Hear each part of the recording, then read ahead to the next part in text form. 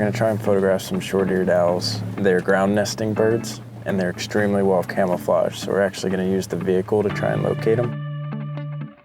They're pretty used to vehicles because, you know, tractors and ATVs coming through this field quite often. Once you can jump one of them up, then you're able to kind of tell where they are and then get in position and get a couple good shots.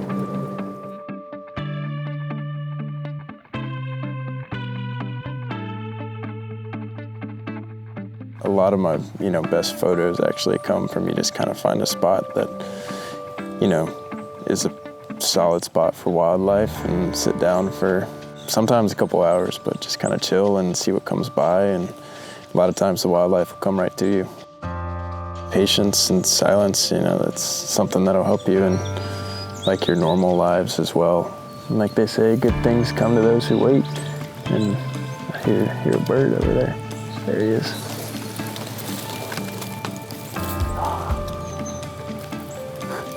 It's right behind the branch.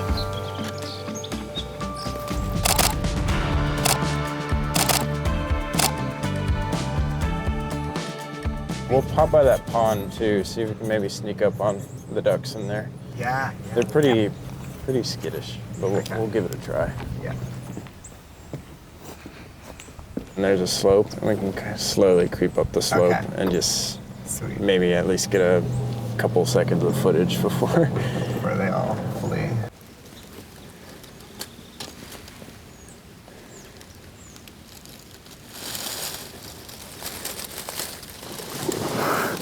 I wasn't able to get any shots. As soon as I poked my head up, I was like, they're all right here.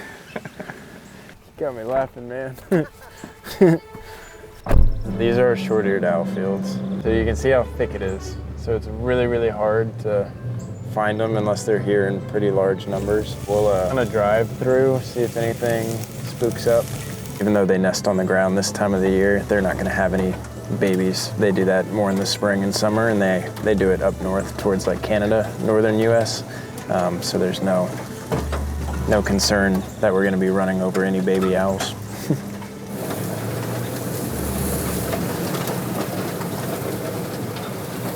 But I haven't seen one on this side of the property yet, but I know they're here.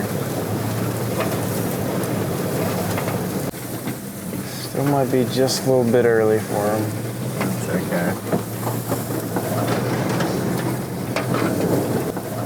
Yeah, I guess no short ears today, but... Oh, this one. Oh, hell yeah. Good eye, dude.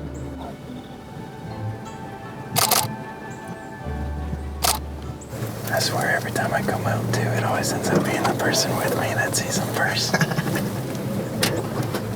You still see her on the fence there? Yeah. I think we can get us closer. Yeah, this is my favorite animal on the property, so I love seeing them. Yeah, dude.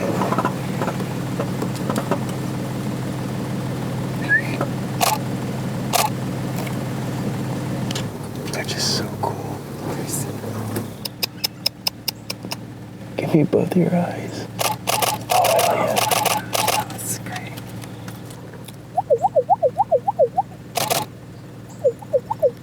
You see the teeny tiny little tufts? Yeah.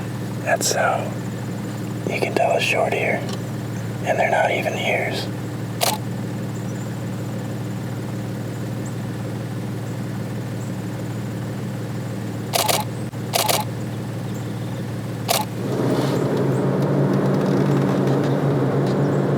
Let's go.